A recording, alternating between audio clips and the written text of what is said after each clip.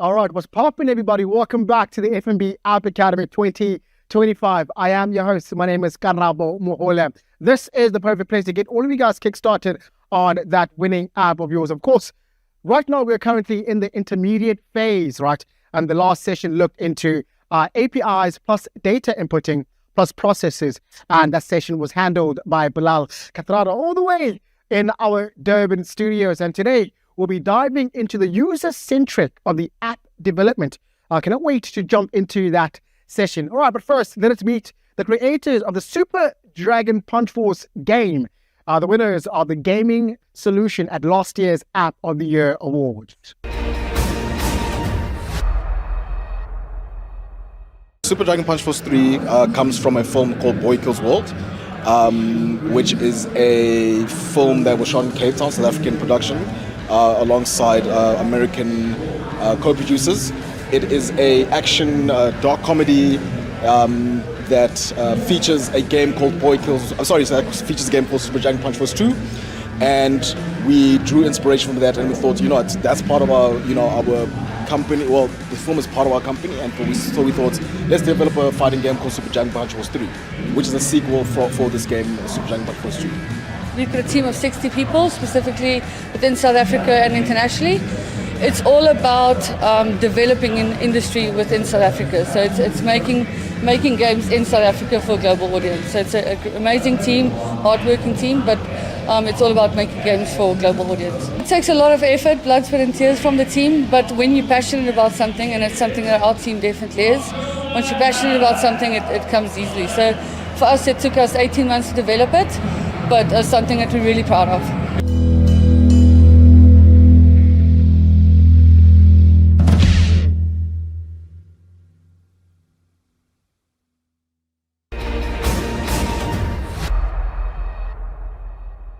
All right, what a cool story. That's what we love to see, right?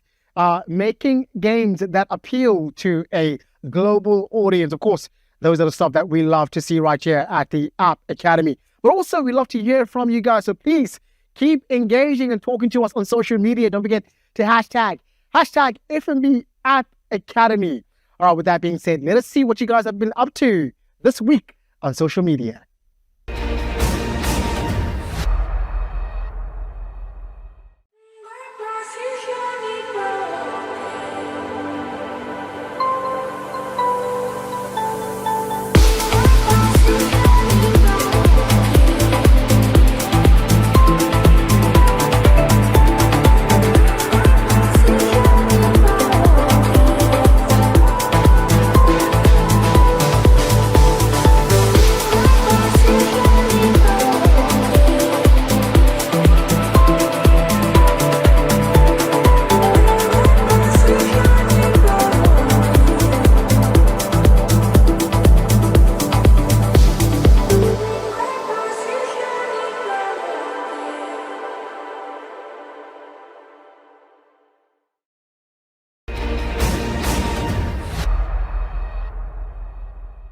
All right, lovely, beautiful. It's always amazing just to see you guys' faces on social media, speaking about your beautiful experience of the App Academy, but also putting those modules into practice right there on social media. It's always beautiful to see.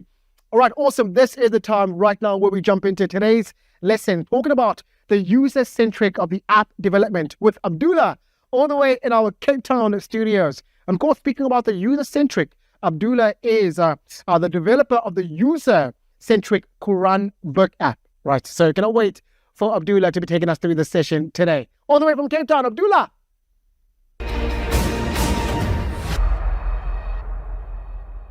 Hi, my name is Abdullah Haida, and I am the developer of Quran Book, an application that has been used in South Africa, or is being used in South Africa as well as in Australia, and is being spread to the United States as well as Canada and the UK.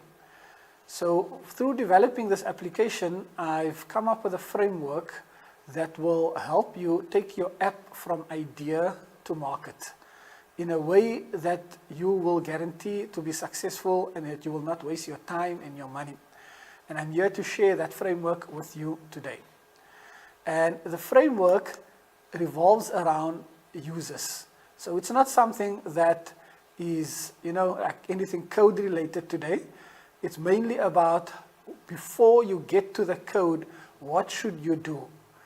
And the main thing that we should do before we start coding is we should speak to our users or to your users. And this is the key to building successful applications.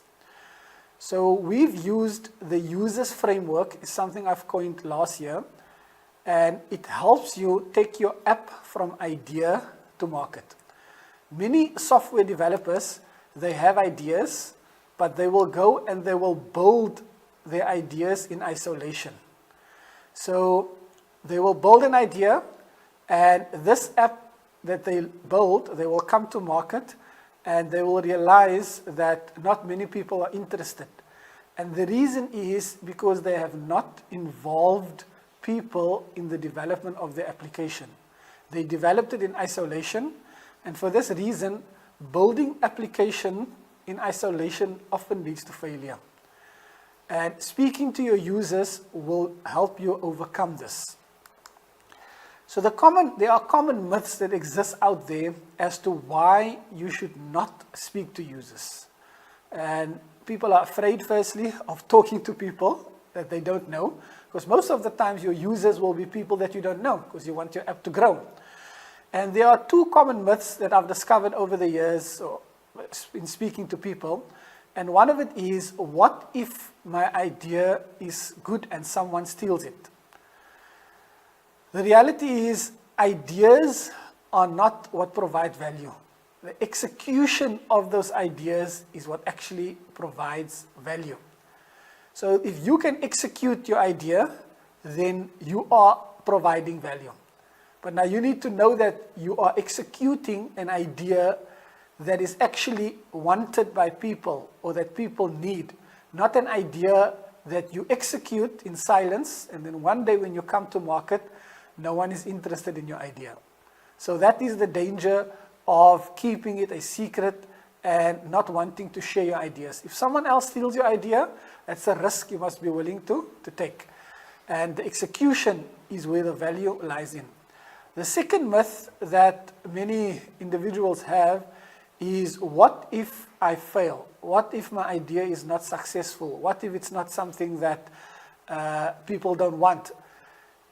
The thing is, public learning is more valuable than silent failure. So if you spent months building an application where you haven't spoken to anyone, and eventually you bring it to market and you come to and you look for users and no one is there, that is worse than if you go to users and you ask them, you tell them about your idea, you ask them what their problems are.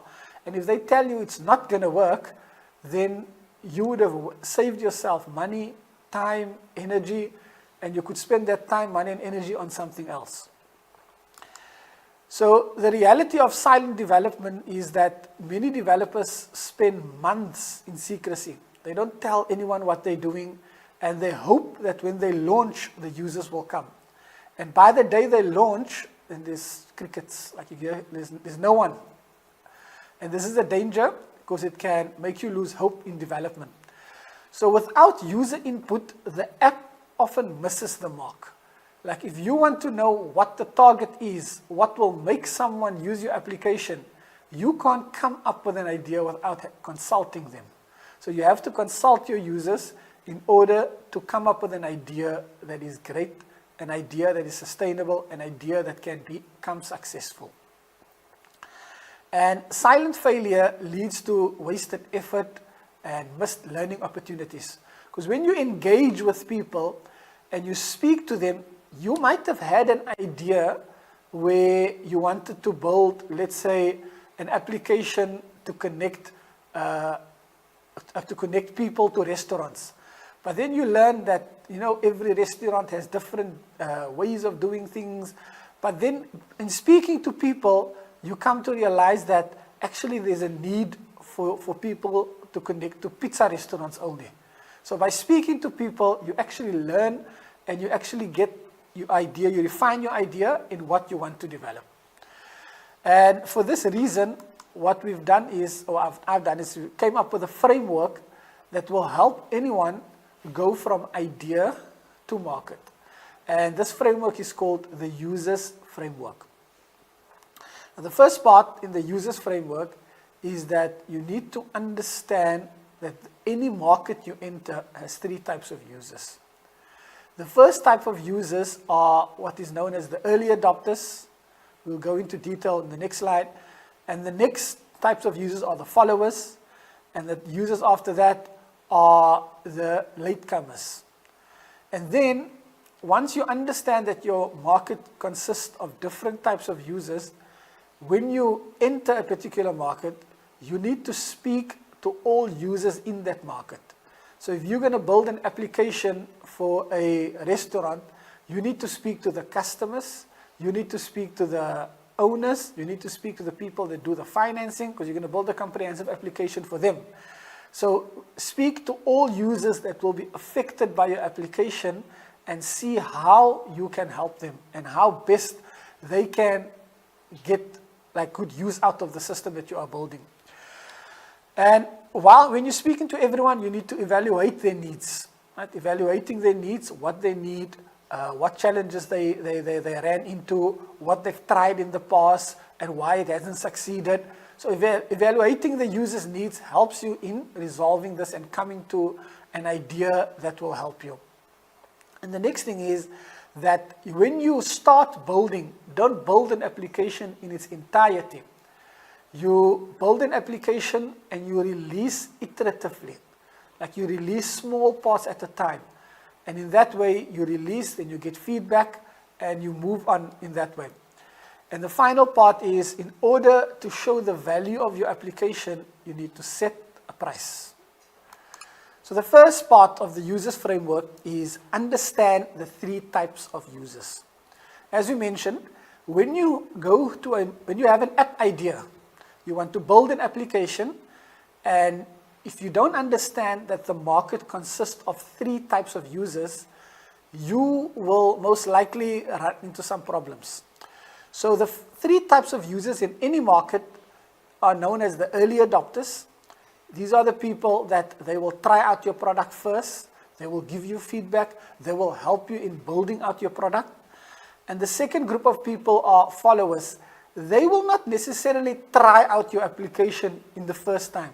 They will wait and see that the early adopters have actually, it works and they've validated it, and it is something that's not going to waste their time. Then the followers come, and then they follow, and then they start using your application. And then you have the last people. If you speak to them in the early stage, they will tell you, your idea is not good. Like, stop doing this. You are wasting your time. You're wasting your money. But eventually, if your idea spreads, then they will come, like late. They will come, and that's why they are called latecomers. So for that reason, if you speak to 5 people, and these 5 people are only early adopters, you will think that you have a great idea, because they will support you. They will tell you, start. Why has this never been developed?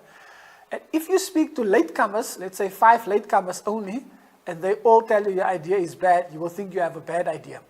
So the general thing to do is to try and speak to as many users as possible so that you can create a sample and you can see, okay, how many users are interested, how many users are not interested, and you classify users into these user types, like early adopters, followers, and latecomers.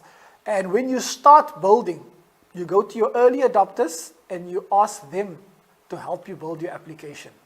And you iterate with them. And then eventually, once you have proof, then now you go on to your followers and then on to your latecomers. That is for the U in users. And the next part is S, speak to all users. So as I mentioned earlier, users, if you go to a restaurant, you must speak to the customers of the restaurant, you must speak to the waiters, you must speak to the people at the cash register, you must speak to the owners, you must speak to all users, gather data, do interviews with them, sit with them, watch what they do, and see how you can improve their day-to-day dealings with the system or the app that you want to build. And one of the ways you can do this, you can create focus groups. You can get people to come together, and you can create WhatsApp groups now. and you can ask people questions, you can put out surveys, and you can get responses, and you can actually validate that your idea is actually going to work. And once you start before you start, you need to evaluate the needs of everyone. So now if you've spoken to everyone, now you need to evaluate their needs. You ask them, is this a good idea? Once they say it's a good idea, you now need to validate it. So never assume something. Now in my past 10 years of building something, in the beginning I've been assuming a lot of things that users want. And I would spend weeks building something, and I'll bring it to users, and they would not use it. And the reason is not because the thing is not useful, it's because they don't have a use for it. And I thought they had a use for it. So when you assume, you will always run into problems with users. So the best thing is always validate whatever you want to build with users and ask them, like, is this something that will help you? Is this something that will assist you in your problems? So create user personas, like fictional profiles to represent real users, and think of yourself in that user's shoe. Like if you are thinking of from a restaurant customer, what do they do? How do they walk in? How do they order? Like whatever you are thinking about, you always try and think it from a user's perspective and not from your own perspective. And sometimes you might not have all the answers, and therefore you go to the users and you ask them what the problems are. And the next thing is creating empathy maps, like trying to understand what users think and feel and say and how they do it. And this will also help you in getting the message across to users if you want to ask them to use your application. Once you start using the language that they use, it will help you. And the last part is you actually need to prioritize what you're going to build. So you will speak to many users, and all of them will have ideas and problems that they want you to solve for them, but you cannot build everything at the same time. You have to actually prioritize what needs to be built. And for that reason, you have to communicate this with the user, what you are prioritizing. And you have to put like a communication out to be prioritizing these feature lists, and we're going to build this out first. And in that way, the users can feel part of the journey. And the R in the users is release iteratively. Don't build something big and go to market and expect users to use it. Build small and learn fast. If you build something small and users don't like it, it's easy to discard and move on to the next step and build something else that users will eventually like and if users will eventually use. And measure everything that users are using. And in software development, we call this building a minimal viable product. You start with a basic version to test whether the market needs your application. And then you create feedback loops where you release and you learn and you adjust and you iterate and you repeat that process continuously until your app becomes big and people start using it and there's wide adoption. And avoid feature bloat. So sometimes you might focus on one feature and you want to refine it in such a way that you want to build it that, it solves all the problems. The thing is, every feature that you build in the early stage must solve one problem, and it must be measurable, and users must be able to say, it did solve my problem. And we appreciate your involvement in this, in you doing this. So if you can't measure that, like whatever the measurement is, you put it out there, you track it, and you see that it is improving users' lives, it's saving them money, it's saving them time. Whatever your metric is, you check that every feature you release has a metric attached to it. It's not just, a nice to have. Like there is a metric attached to it. It will save time, it will save time, it will save energy, and it will save money. So initially, when you're building an application, you don't do everything automatic. You don't automate everything. You do most of the things manually. And when the manual things presents problems, now you automate it. Now you build, like for instance, in the early stages, when I built my applications, users were not able to log into the application. There was no login page. And the reason is because login wasn't a priority in the beginning. The idea was we wanted to see our users using the application. So if a user needed to be created, I would manually create them in the database. And in this way, the users would continue to use the application and they wouldn't be worried we worried about login. But as the user base grew, it became impossible for me to now create users in the database manually every time a new user joins. So then now we automate the process. So basically you do things manually in the beginning and you release slowly, and then eventually as things become problems, then you solve them. So don't solve a problem before it becomes a problem. And then the last part is set a price. And this is a very important, because people need to value what you build. If you don't set a price, then people will not value what you build. So many applications that we use nowadays are free, but they are free because they have ads in them, and that's how the companies that are giving it to us for free, or the developers that are giving it to us for free, how they make their money. They collect our data and they sell our data, and in that way, that's how they get money. So it's free to the user, but someone else is paying for it. And sometimes your application can be a application that people pay once off, like a one-time application, or a subscription where they pay a monthly fee. Or sometimes you can develop an application where someone else is sponsoring the application that is being developed. So let's say you develop an application for an organization, a feeding scheme. So you can ask someone to sponsor the development of an application. And in that way, when people use your things, they will value it. And it won't just be, seen as something that is valueless. So whenever you attach a price to something, it brings about value within it.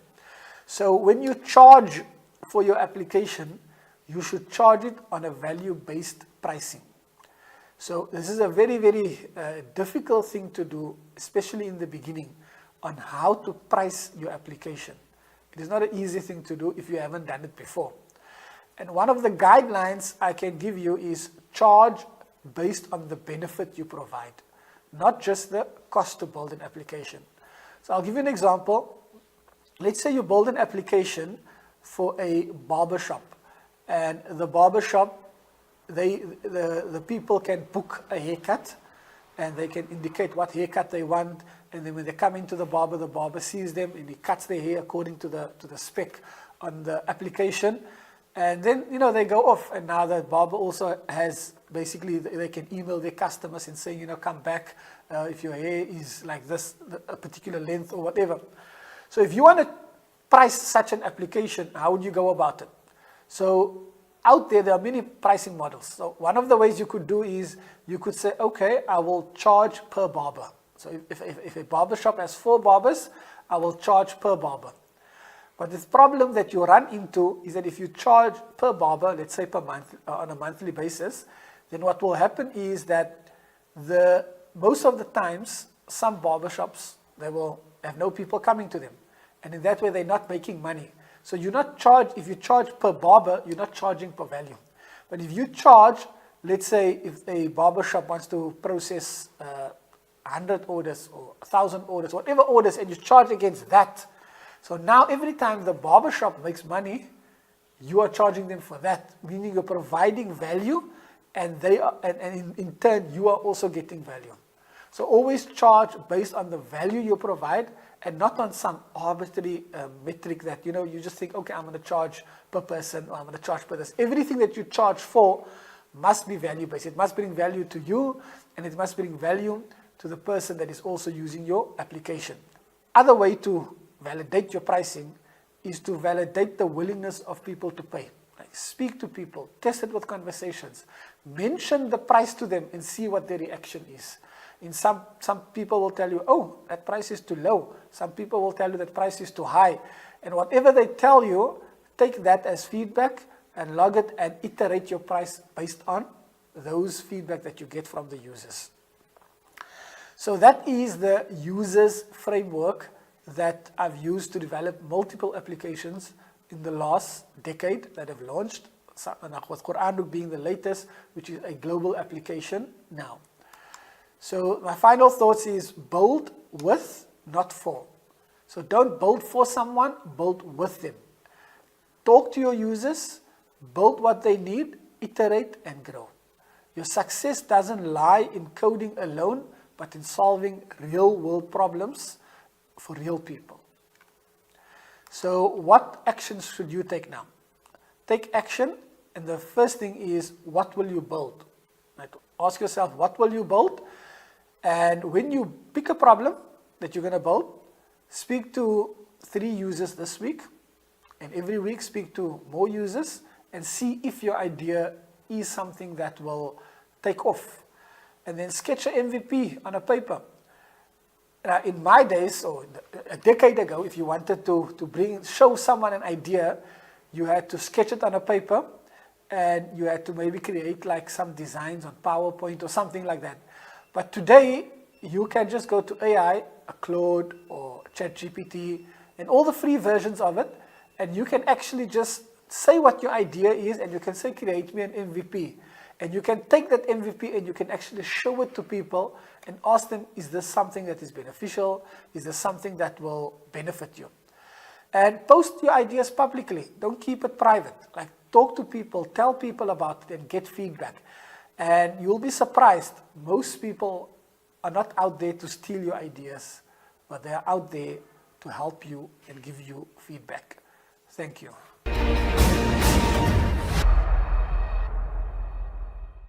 All right, awesome stuff right there from Abdullah, all the way from our Cape Town studio with that amazing session. All right, so Abdullah, you are right. I think it's important for us to put the user at the heart of our app development, which ensures that they have a seamless experience with their apps. All right, guys, that's it for today's lesson right here at the App Academy. Next week's lesson, we'll be focusing on data management plus analysis.